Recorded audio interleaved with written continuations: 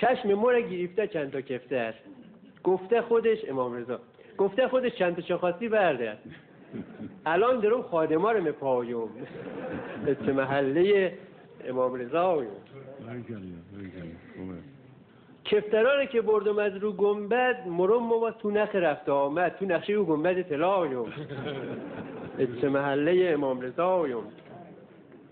تو نقشه او گنبد طلایم. او گنبد طلایم اوش نه گنبد نصف شب مده به دستم. لذا کفاش گفته به فکر گنبد خود باش یا امام. فکر گنبد خود باش یا امام رضا. گنبد نصف شب مده به دستم، او گفته هر وقت که بیایی ما هستم.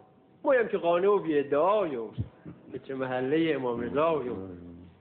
وقتی میبینم توی عالم همه ازش میگیرن و میگن باز کمه، گنبدش اگه بده رضایم به چه محله امام رضایم.